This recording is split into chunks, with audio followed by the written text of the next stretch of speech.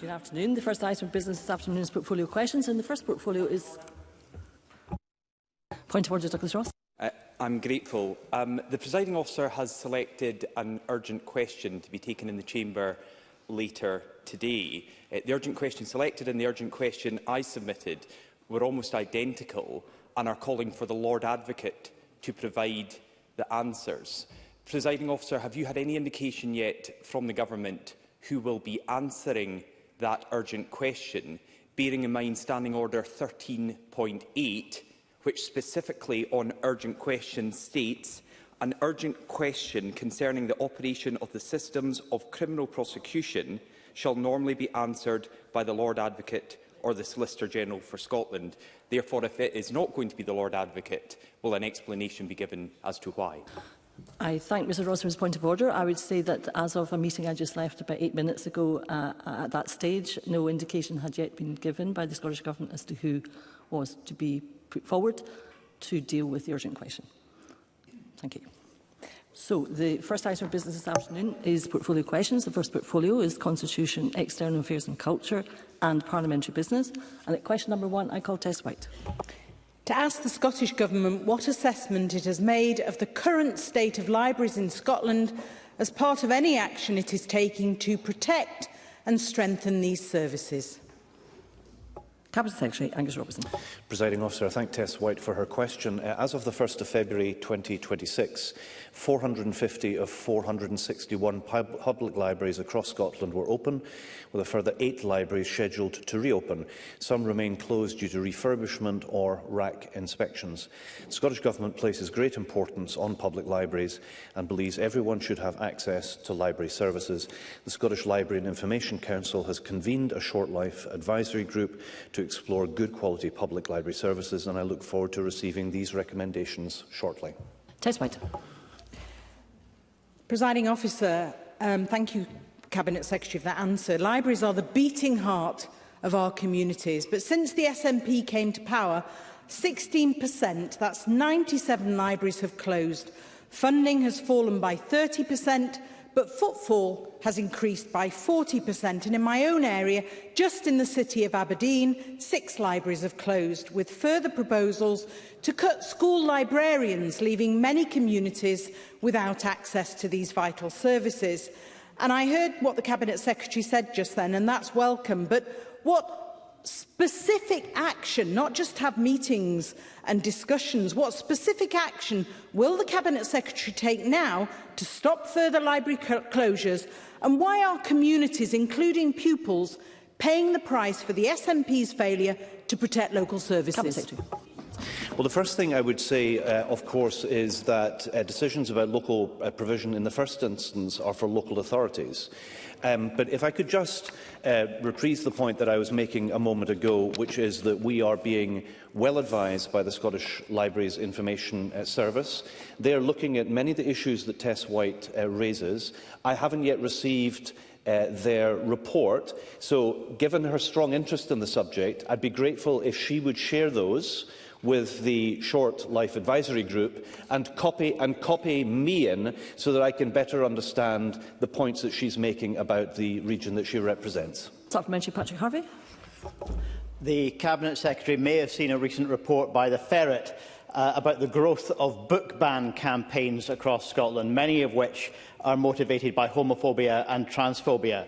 Does the Cabinet Secretary agree that if such toxic culture war techniques began to grow here, as they have done in the US, it would be extremely harmful to Scotland's libraries? And will he agree that the Scottish Government should ensure that clear guidance is put in place to enable libraries and librarians to resist book ban campaigns?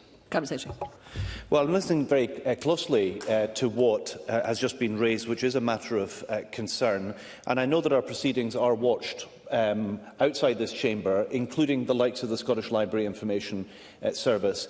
I'd be really grateful if I may have some information forwarded to me about the cases that have been raised, because that does sound very concerning, and I would like to look a lot closer at that, and I would like to draw the attention of the Scottish Library and Information Council to that. Supplementary, Bill Kidd. Thank you, Presiding Officer. Cabinet Secretary, libraries and community centres often provide a valuable space for events, connection and digital inclusion. Do you agree with me, then, that these are vital third spaces, and can you say any more about the Scottish Government's works to recognise that role? Always through the Chair, Cabinet Secretary. I recognise the important role that libraries and community centres play in providing access to IT, improving attainment, supporting children in the early years, helping engaging older people and empowering our communities and much more besides. The Scottish Government supports public libraries via the Scottish Library and Information Council. In 2026-27, SLIC will receive an additional £100,000, taking funding to £1.035 million, and this includes for the Public Library Improvement Fund, which enables libraries to undertake a wide range of pioneering projects within communities. And supplementary, Faisal Chowdhury. Thank you, Deputy Presiding Officer. Following recent reports of violence against Edinburgh Library staff, can I ask the Cabinet Secretary what discussion the Scottish Government is having with Police Scotland and local authorities to ensure library workers can provide service to the community in a safe and protected environment? Cabinet Secretary. I haven't had those discussions in answer to Mr Chowdhury's question, but it does raise concerns that I would share with him. If he can, again, forward any information about specific instances which I'm not aware of, I will most certainly bring that up in conversation, amongst others, with the culture conveners of local authorities. We're trying to work closely on cultural provision, and this seems exactly the kind of issue that we need to be having an active dialogue on. Question number 2, Claire Baker. Thank you. To ask the Scottish Government how it is working with local and national bodies to maximise the cultural and economic potential of the Adam Smith heritage in Kirkcaldy. Cabinet Secretary. I thank Claire Baker for her question. The Scottish Government directly funds Museum Gallery Scotland and Historic Environment Scotland to support the sector by providing advice and grants to organisations right across Scotland. In 2026-27, we will provide £6.25 million of resource funding to MGS, which includes continuing the flagship Museums Futures programme, as well as £1.6 million in capital funding. In addition, we support Historic Environment Scotland, which offers a grant schemes of around £13.5 million a year. I'd encourage the Adam Smith Heritage Centre to engage with both NGS and HES around sector-specific support, as well as Visit Scotland and Scottish Enterprise to help maximise its potential. Claire Baker. Thank you. This year marks the 250th anniversary of the publication of The Wealth of Nations. When it was written and published, Adam Smith was living in Kirkcaldy, and this anniversary presents a great opportunity for Kirkcaldy to have the planned celebrations in the Langtoon. With events also being planned in Edinburgh and Glasgow, can I ask how the Scottish Government is working with partners such as Visit Scotland to help coordinate these events to ensure that Kirkcaldy has deserved prominence and to encourage visitors to include a visit to Kirkcaldy in their plans? Cabinet Secretary.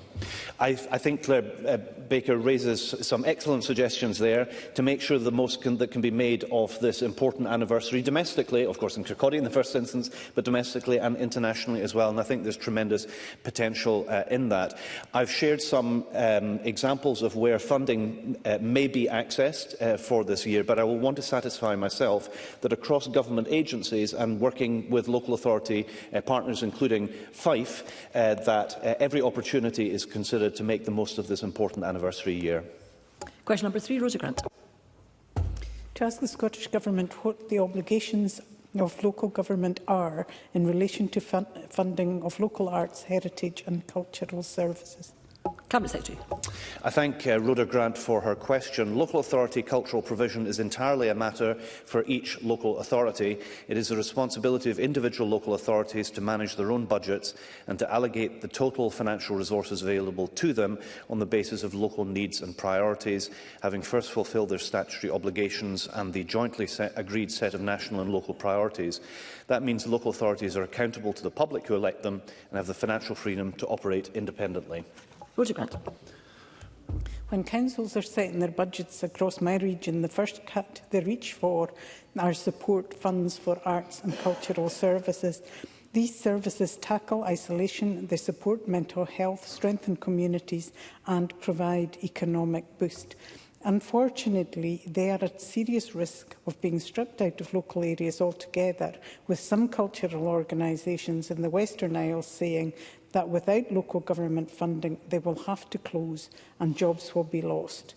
What protections can the Scottish Government offer to the arts and culture sector which are facing another year of catastrophic funding cuts? Cabinet Secretary.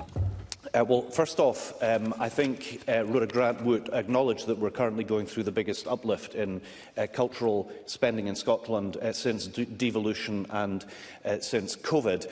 So, as far as the Scottish Government is concerned, in terms of funding through multi-year organisations and through other project streams, the Scottish Government is playing its part. I think it's very disappointing if local authority partners are seeing culture and arts as a first priority to cut. The 26-27 budget delivers record funding of almost £15.7 billion for local authorities. That's a real terms increase of 2%. This includes funding of £124.7 million for Corlean and Ailen Shear, which is an increase of £6.7 million. Of course, it's for locally elected representatives to decide on the delivery services in their local communities, but I recognise the deep concerns raised by cultural organisations in the Western Isles. Supplementary, Jackie Dunbar. I welcome the record local government settlement in the budget and the Scottish Government's continued commitment to uplifting the culture budget. Does the Cabinet Secretary agree that our communities are richer for our culture? And can he say any more about how this investment will support the arts and creative industries across Scotland? Cabinet Secretary. Well, the Scottish Government is delivering an additional £20 million in funding for culture in 26-27 as the next major step in honouring our commitment to provide an additional £100 million annually for culture by 28-29. This takes the total annual increase in the culture budget to £70 million since 23-24, and the additional funding has allowed Creative Scotland to offer multi-year funding to a record number of cultural organisations. Multi-year funded organisations now have a base in 27 local authority areas, with 35% of organisations operating beyond their home postcodes on a Scotland-wide basis, providing access to the arts and communities right across Scotland. A supplementary, Woodrow Fraser. Thank you, Presiding Officer. Whatever the Cabinet Secretary says about Scottish Government funding direct to the arts, the reality is, as Rhoda Grant has pointed out, much arts funding at a local level comes through local authorities which at the moment are setting budgets with inflation-busting increases in council tax at the same time as they are slashing services and cutting grants to cultural organisations. Who does the Cabinet Secretary blame for that? Cabinet Secretary.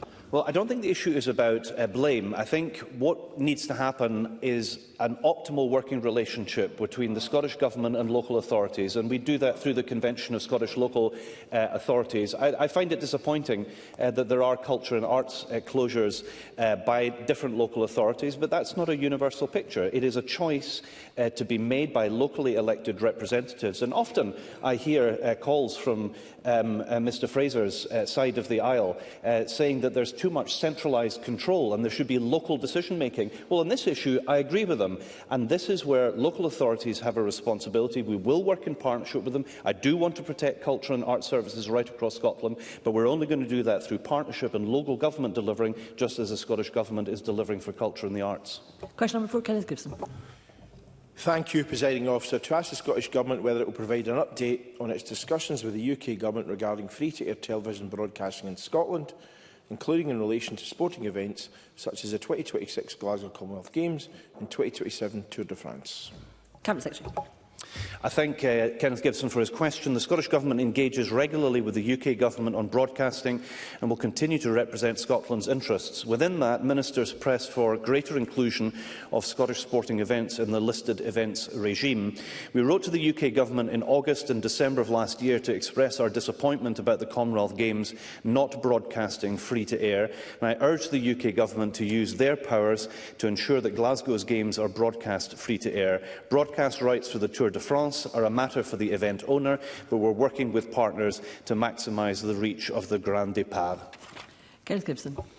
I thank the Cabinet Secretary for that answer. Scotland has a formidable track record of organising global sporting events, including the 2014 Commonwealth Games, 2020 UEFA Euros and 2023 Cycling World Championships. The next 18 months will add another Commonwealth Games and Grand Départ, to use the Cabinet Secretary's pronunciation, of the Tour de France to that list. While hugely exciting for sports in Scotland, exclusive UK live broadcast rights for both events are held by a subscription channel costing £30.99 a month. Does the Cabinet Secretary agree it's inconceivable that these two global events might take place behind a paywall, and will he join me in calling on the UK Government to work with the Scottish Government to ensure they're free to air for all the people of Scotland? Cabinet Secretary. And the Cabinet Secretary for Health have written to the UK Government in August and December of last year to express her concerns and our disappointment about the Commonwealth Games not being broadcast free to air, and I urge the UK Government to use the powers at their disposal to ensure that Glasgow's Commonwealth Games is broadcast free to air so that they can be enjoyed by everyone. Broadcast rights for the Tour de France are a matter for the event owner, ASO. We're committed to working collaboratively with all partners to develop opportunities to maximise the exposure and reach of the Grand Départ and to ensure that it can be enjoyed by as many people as possible. Question number 5, Craig Hoy. Thank you, Deputy Presiding Officer. To ask the Scottish Government how much it anticipates it will spend on matters relating to constitutional policy and strategy in 2025-26 and 2026-27. Cabinet Secretary. Includes work on intergovernmental relations, the British-Irish Council, legislative consent, elections and constitutional reform, amongst a range of issues. Details of funding allocated to each ministerial portfolio for both financial years were published in the respective budgets. This time last year, we were told by the Liberal Democrats that the price of their support for the budget was the deletion of expenditure on independence. But we know, and without sounding like Colin Beattie, that spending on independence is woven right through this government's accounts. So is Alex Cole-Hamilton, as he prepares to back this budget this year, is he yet again about to be duped by the Scottish Government? Or are the cynical Lib Dems yet again about to sell out their principles as they cosy up ever closer to John Swinney in the hope of ministerial preferment after the next election? Cabinet Secretary.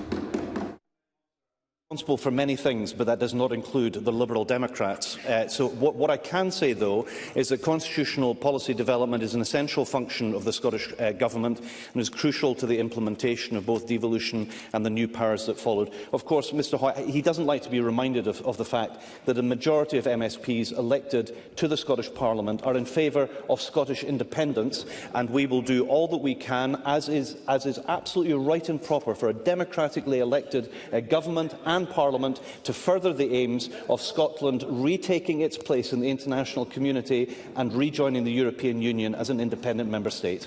Brief supplementary, Willie Rennie.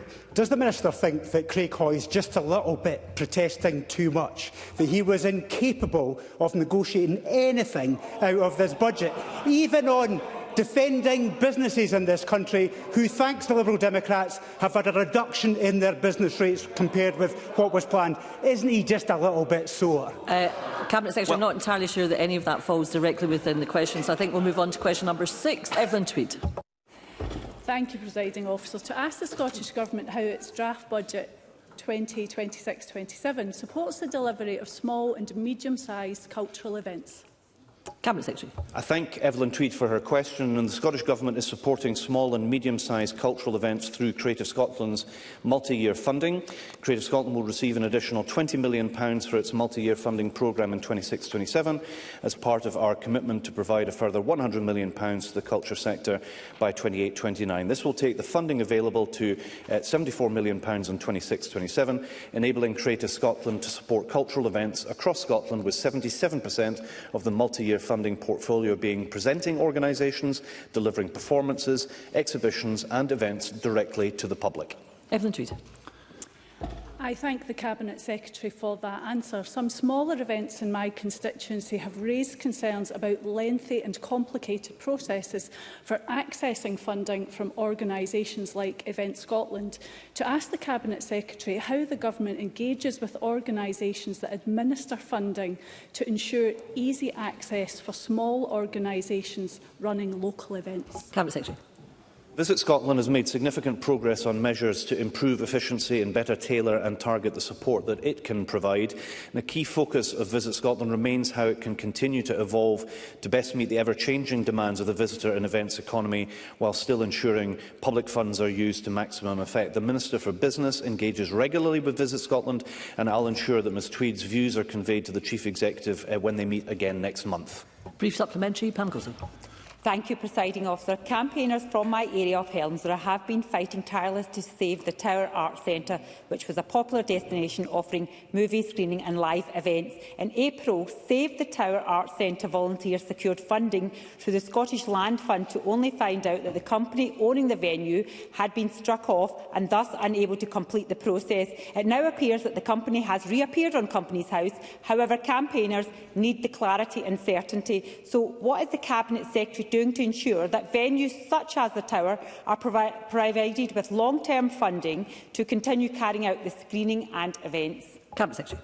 Well, I agree very much with the view that the Scottish Land Fund invests in a great many projects that I think we would all support. And I'm sorry to hear about the local difficulties that she reports in relation to the Tower Arts Centre. I'd be grateful if she could forward details onto me so I and my officials can have a look at that. And it would, of course, be beneficial to allow a project of such importance to the local community to go ahead. And if she would be so kind as to forward that information to me, I'd be very grateful. Question number 7, Mark Griffin. Thank you, Presiding Officer. To ask the Scottish Government what support it provides to authors documenting local history. Cabinet Secretary. I thank Mark Griffin for his question. The Scottish Government funds Creative Scotland, our national cultural body with funding programmes open to creative authors. Organisations receiving Creative Scotland multi-year funding also support creative authors, such as the Scottish Book Trust and the Gaelic Book Council. A wide network of book festivals are also supported, enabling creative authors to platform their work and engage with audiences. And the Scottish Government also funds organisations preserving and promoting Scotland's arts, culture and heritage, including the National Records of Scotland, the National Libraries of Scotland, Museums Galleries Scotland and Historic Environment Scotland. Mark Griffin. I thank the Cabinet Secretary for his answer. I want to highlight the recent work by my constituent Hugh Gaffney, who has published Auchingeich, Gone But Not Forgotten, which documents the 1959 Auchingeich pit disaster in which 47 miners from Moodiesburn, Christon and the surrounding areas lost their lives, including my own great-uncle. He's spoken about wanting to break the written silence around one of Scotland's worst mining tragedies and to ensure the stories of the men, their families and their community are preserved. Can the Cabinet Secretary perhaps go into a little bit more detail about how the Government supports the recording of Scottish history, particularly by local authors, so that they're indeed never forgotten? Cabinet Secretary.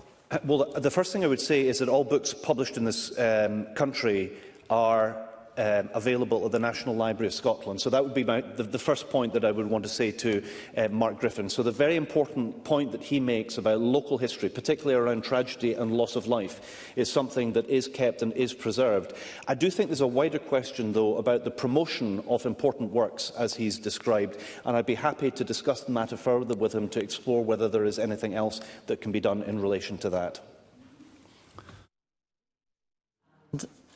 Question number 8, Edward Mountain. Thank you, Presiding Officer. To ask the Scottish Government what potential challenges it anticipates in relation to the scheduling of the Chamber debate on the climate change plan before the end of the current parliamentary session. Minister Graham Day. Subject to a parliamentary approval later today, a debate on the draft climate change plan will be held on Thursday the 5th of March. And as such, there are no challenges in relation to debate scheduling. I think this demonstrates the importance this Government, the Cabinet Secretary for Climate Action and I place on giving committees and Parliament their place in the finalisation of the plan. Edward Mountain. Well, I thank, Presiding Officer, I thank the Minister for that response. But, of course, his bevy of civil servants, when they prepared that, added in a word to the question which I hadn't put in. I'm not talking about the draft climate change plan. I'm talking about the climate change plan that was consulted on by the public, which got the responses were by the end of January. The Climate Change Committee will respond next week, and the committee will respond at the end of next week. And the debate we have on the 5th of March will be on the draft plan. The real plan, completed plan, has to be laid by the end of March. Is the Parliament going to get a chance to debate that plan, or are we just going to be fobbed off with the draft plan? Minister. Presiding Officer, as Mr Mountain would, I hope, acknowledge, the Scottish Government has bent over backwards to facilitate scrutiny of the plan. as Minister for Parliamentary Business, in conjunction with the Bureau, I agreed to set aside the time the Net Zero Committee was seeking to debate the plan, and then reschedule business to accommodate that debate to a date which allowed the committee to take evidence from the CCC in advance. Further, Presiding Officer, I can tell the Chamber it's our intention to go beyond the requirement of the legislation to weigh a final statement on the plan and, subject to Bureau agreement, have the Cabinet Secretary make a statement to Parliament so that she can be questioned by members. It has been no easy task facilitating this level of scrutiny because of the pressure on parliamentary time, caused in part by the extended nature of some Stage 3 proceedings, resulting from the submitting and pressing to votes of very large numbers of amendments, often, it should be said, Presiding Officer, emanating from the same single source. Perhaps Mr Mountain shares my concerns over the impact of such actions and their making facilitating optimum scrutiny of critical items of parliamentary business all the more difficult. Thank you, Minister. That concludes portfolio questions on Constitution, External Affairs and Culture and Parliamentary Business. A very short pause before we move on to the next item of business to allow front bench teams to change position. Thank you.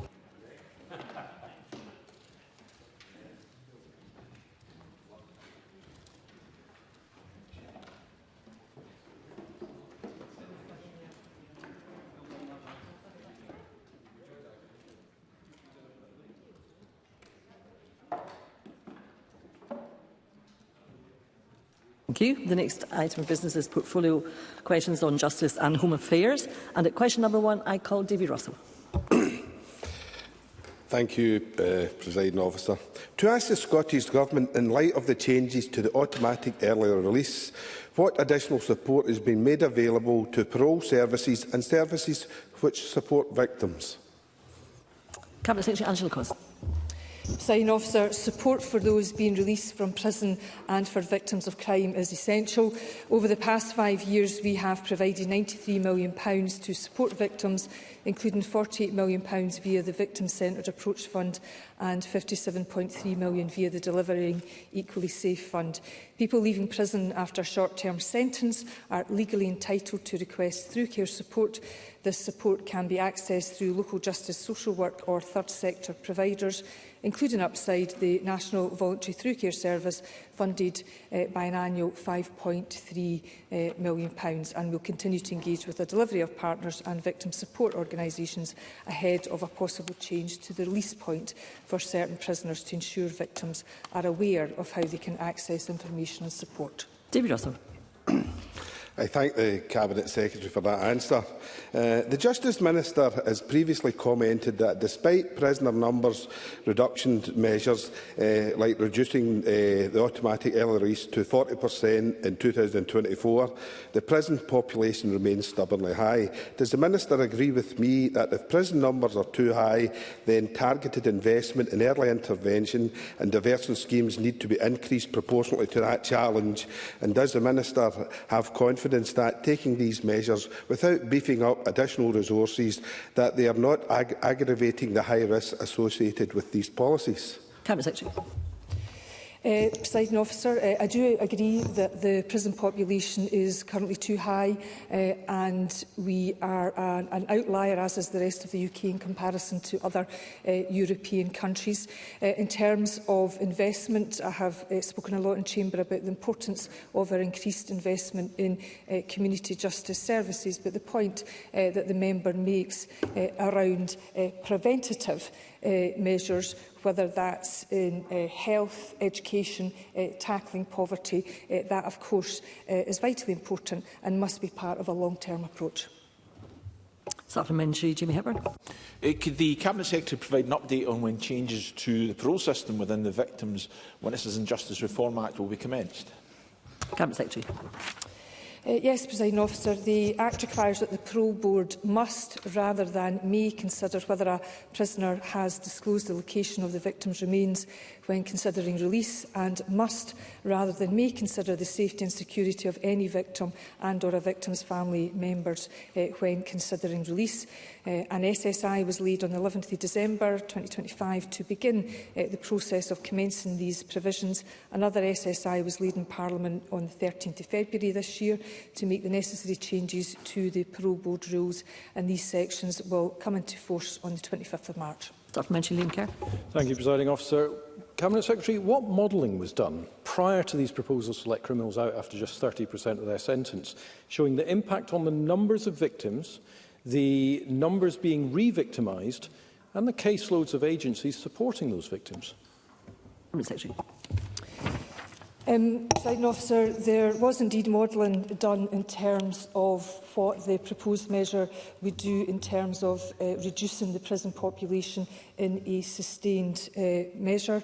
In terms of his points around impact on caseload onto community justice partners, there is a very valid point there, and while that is difficult to predict precisely, it is fair to say that this population of prisoners to be considered for release are people who will return to the community in the not too distant future. But what it does do, and this is where I think I'm in agreement with Mr Kerr, is it does increase the short-term demand on services, and that's why we're working very closely with our partners in the community to establish the level of need, and that is done via cooperation prior to prisoners being released. Question number 2, Alexander Stewart. Thank you, Presiding Officer. To ask the Scottish Government whether offenders convicted of serious violent offences could be eligible for release after serving around 30% of their custodial sentence under the proposed changes to automatic release points. Cabinet Secretary. Presiding Officer, most prisoners convicted of non-sexual crimes of violence are long-term prisoners sentenced to 4 years or more, and therefore not eligible for early release under the proposed change. The change would apply to all short-term prisoners, except for those serving sentences for domestic abuse and sexual offences, reflecting the historic barriers in reporting those offences. And I recognise the concerns raised by victims and victim support organisations and will continue to engage closely with them. The proposed exclusions seek to balance public safety, concerns of victims and supporting a sustainable reduction in the prison population. Alexander Stewart. I thank the Cabinet Secretary for that response. During last year's emergency early release scheme, the Governor veto was the key safety valve, and it was used to stop 171 prisoners assessed as posing an immediate risk of harm from being released into the community. Now the Government wants to hardwire a 30% automatic release point and dictate where the veto will not apply. So can I ask the Cabinet Secretary to give a guarantee that no prisoner previously vetoed on public safety grounds will be released early as a result of these changes? And if that guarantee cannot be given, why is the Government asking victims and the public to carry that risk? Cabinet Secretary. Presiding Officer, the Governor veto is exclusive to the use of early emergency release. So the legislative context and what we can and can't do for this measure is different from the early emergency release measures, and that's because early emergency release is done at pace and the legislation allows for a Governor's veto. What I would stress, though, is that the work with community partners prior to the release of short-term prisoners, all of whom will indeed return to our community at some point in the not-too-distant future, that remains vitally important. Supplementary, Claire Baker. Thank you. The Cabinet Secretary will be aware of the horrendous case of Rab Thompson, who was jailed for life in 2008 for murdering 2 of his children at their home in Buckhaven. Over 1,000 people have supported a petition to change the process of eligibility for parole, which would limit applications in extreme cases. And can I ask if the Scottish Government are giving consideration to changes on eligibility? Cabinet Secretary. Presiding Officer, as the member may be aware, there was a parole consultation carried out at the end of last year. In essence, there are 2 parts of that. One is around the efficiency of the parole system and how it supports progression. But the other part of that parole consultation was particularly in terms of how victims can relate to the parole process. And we are currently analysing responses to that very important consultation. Supplementary, David Torrance. Thank you, Presiding Officer. While recorded crime has reduced by 38% since 2006-2007 under SNP government, focus remains on supporting victims. What engagement has the Scottish Government had with support organisations in relation to the changes to automatic release points? Cabinet Secretary. Presiding Officer, protecting victims and public safety remains an absolute priority for myself and this Government, and that is why, in addition to the targeted consultation on these changes, my officials and I personally met with victim support organisations, including Victim Support Scotland and key delivery partners, to hear their views first-hand. And my thanks goes to all organisations who responded to the consultation and offered a broad range of perspectives, and we will work directly with victim support organisations to raise awareness of what these changes mean and to encourage those eligible to sign up to the Victim Notification Scheme. Supplementary, Pauline McNeill. When short-term sentences are eventually reduced to automatically 30% of sentences, and if the Government adopts the Sentencing Commission's recommendation on sentences of 1 year or less to be banned, is the Government concerned that it could result in judges increasing sentencing to take account of this? And I wonder if any work has been done at all with the judiciary to date to ensure that it doesn't defeat the purpose. Cabinet Secretary. Presiding Officer, the member raises a point about risks associated with up-tariffing, and that is an important consideration that must be made when considering any measure. We have a lot of work to do to consider further all of the recommendations individually and collectively of the Sentencing and Penal Commission, and we will do that with as much rigour and pace as we can.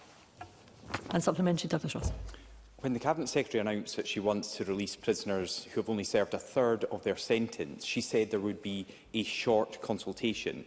It was only 3 days and it was to a targeted number of respondents. That was a couple of weeks ago. What was the outcome of that consultation, and will it be made publicly available? Cabinet Secretary. As I said to Parliament last week, that with the consent of everyone who participated in the consultation, we will release whatever information we are given permission to release in the interest of transparency. And if I can assure the member that we complied with the legislation in terms of who to consult, the legislation passed by this Parliament was pretty specific in that regard. Question number 3, Jamie Halker-Johnson. To ask the Scottish Government what steps it's taking to ensure that policing in island communities is adequately resourced. Cabinet Secretary. Presiding Officer, while the deployment of resources is a matter for the Chief Constable, Police Scotland remains committed to visible community-based policing across our islands. Officer numbers in the Highlands and Islands remain stable and recruitment is strong, with Police Scotland welcoming the highest number of recruits in the past year since 2013. Policing remains a priority for the Scottish Government, as our budget for this year and next year clearly shows. And as of the 30th September 2025, Scotland had around 30 full-time equivalent officers per 10,000 of the population, compared to around 24 in England and Wales, and our officers remain the best paid in the UK. Jamie Halker-Johnson. Island communities have often been seen as protected from some of the worst rises in crime and antisocial behaviour experienced in mainland communities. But there's a feeling amongst some islanders that the prevalence of low-level crime and antisocial behaviour is increasing, and when there is a spate of incident, island communities can't just borrow offers from neighbouring commands when those commands are at least a ferry journey away. We know that Police Scotland is around 1,000 officers down since the pandemic, so can I ask the Cabinet Secretary what the Scottish Government is doing specifically to protect island policing? And will she commit to minimum staffing levels for island areas and publish island-by-island vacancies and response times so communities can see whether they're being properly resourced? Cabinet Secretary.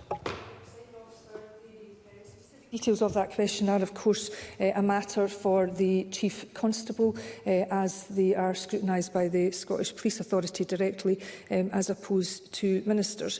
However, in terms of the core of Mr Halcrow-Johnston's question, I think we all have to recognise that there are challenges associated with geography for our remote and rural communities, and in particular our island communities. I know that Police Scotland bear that in mind with recruitment events and have specifically targeted events to recruit officers for the Highlands and Islands. I will, however, raise the issues that Mr Halcrow-Johnston has mentioned when I next meet with the Chief Constable, with a view to offering him some reassurance. Supplementary, Liam MacArthur. Thank you. I noted the Cabinet Secretary referred to recruitment across the Highlands and Islands being broadly consistent. I think it's fair to say that within the islands there remain challenges in terms of recruitment and retention. Certainly in Orkney, I think the force is stretched very, very thinly. And in the face of a rising tide of drug-related incidents, this is putting enormous strains on an already stretched force. So I wonder whether she would take this up with Police Scotland and see what more can be done, addressing the points that Jamie Halker-Johnson made, to address the capacity issues in island communities like Orkney. Cabinet Secretary. My short answer, Presiding Officer, is yes. Question number 4, Paul McLennan. Thank you, Presiding Officer. To ask the Scottish Government how the recently announced legal aid reforms will ensure the accessibility of justice. Minister Siobhan Brown. Thank you, Deputy Presiding Officer. Reforms to legal aid will strengthen access to justice, which is the central aim of our changes.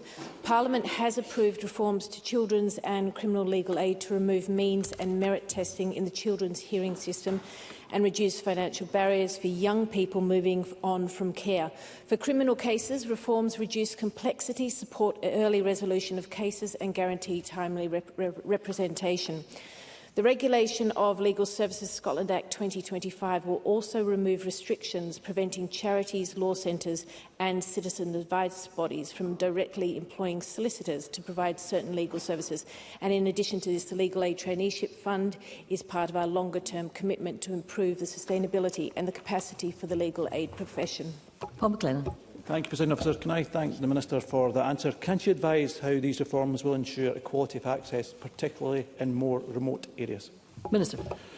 Thank you. The Scottish Government is committed to ensuring access to justice in remote areas. Funding is available to allow solicitors to travel to remote parts of the country, ensuring that individuals do not have to rely on local provision alone when seeking publicly funded legal assistance. Furthermore, the Scottish Legal Aid Board funds 16 projects, including in East Lothian, to support people facing court action, and we fund public legal services through the Civil Legal Assistance Office and the Public Defence Solicitor's Office.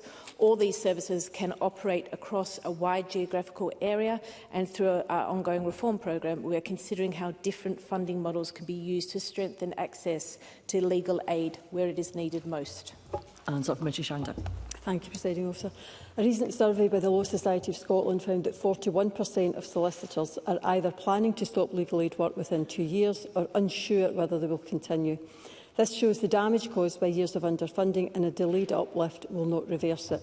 So can I ask the Minister by what date she will end legal aid advice deserts and guarantee access to a solicitor in every part of Scotland? Minister.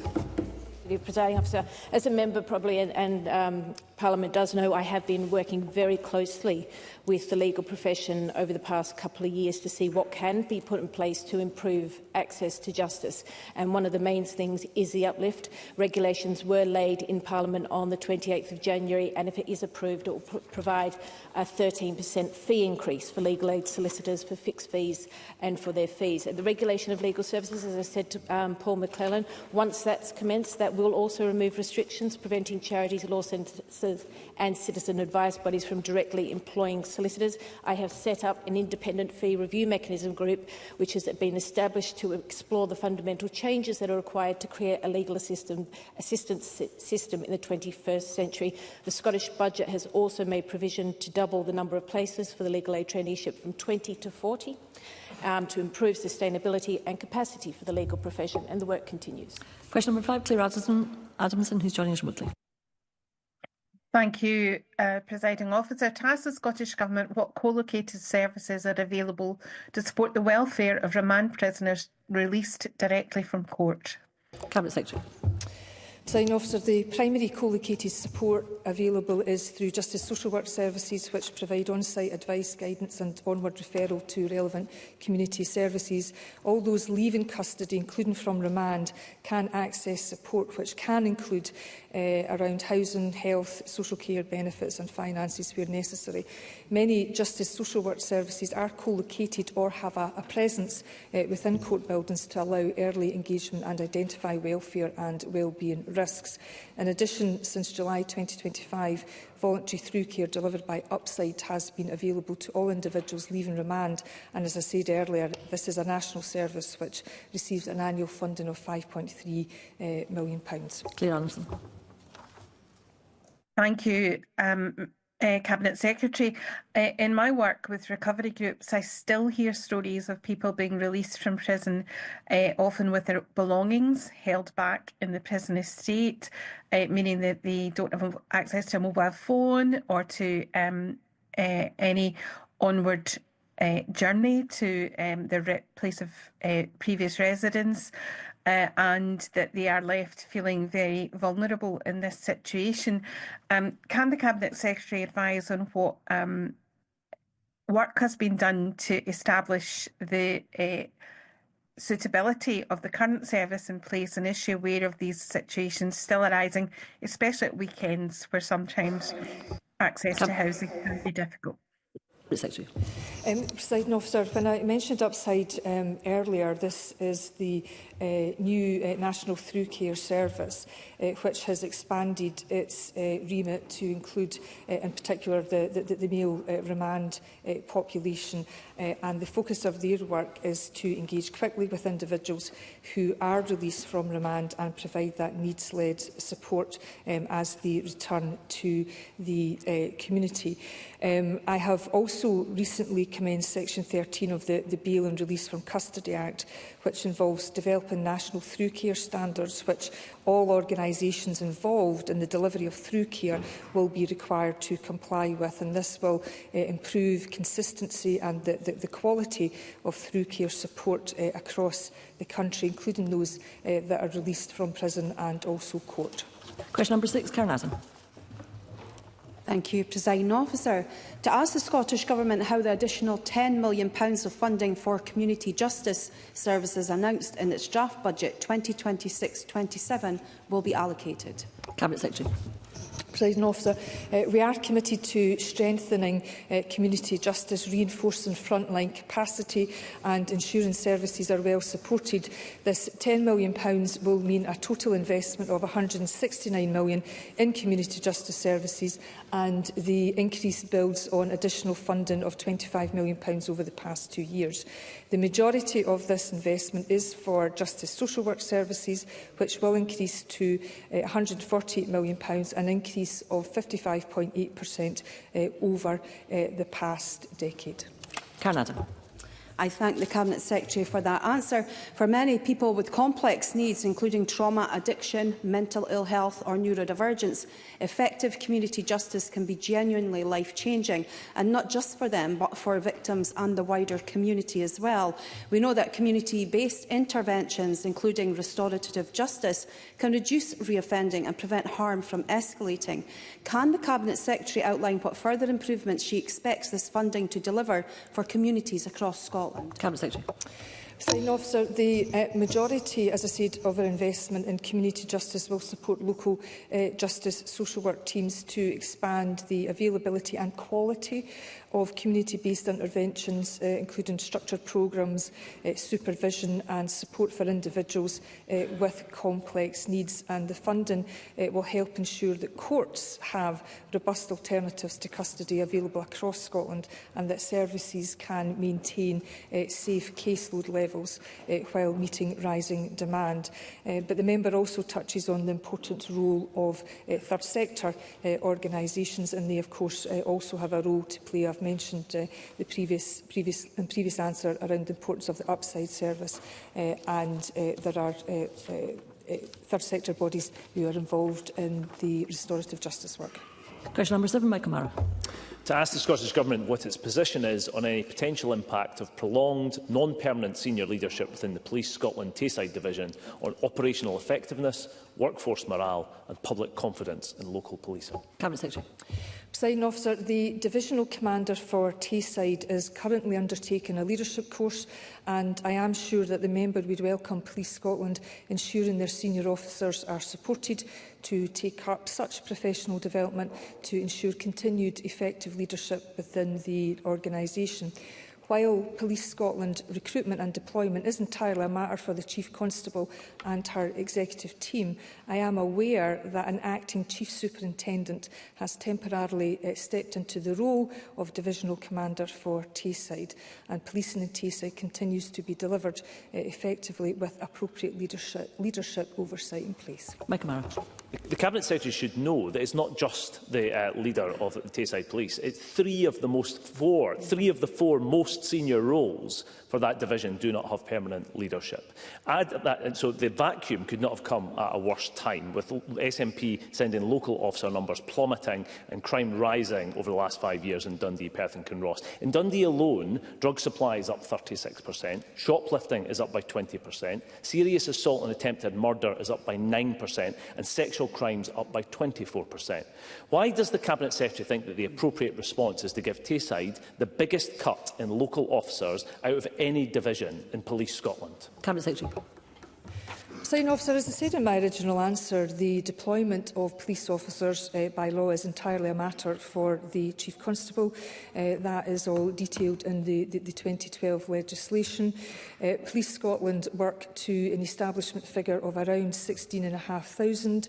The Deputy Chief Constable, Alan Spears, on the 15th of January, following the recent recruitment intake, confirmed that there were 16,500 plus officers in the service.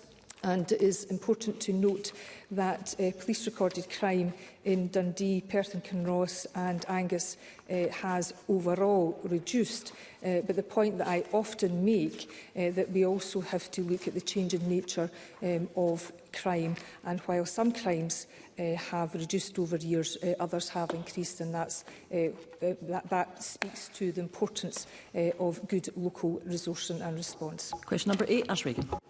Thank you, President Officer. To ask the Scottish Government what action it has taken since 2007 to address prostitution, including legislative measures aimed at tackling demand for paid sex as a means of preventing harm to vulnerable women and girls, and the provision of exit support services for recovery from any complex trauma resulting from involvement in prostitution.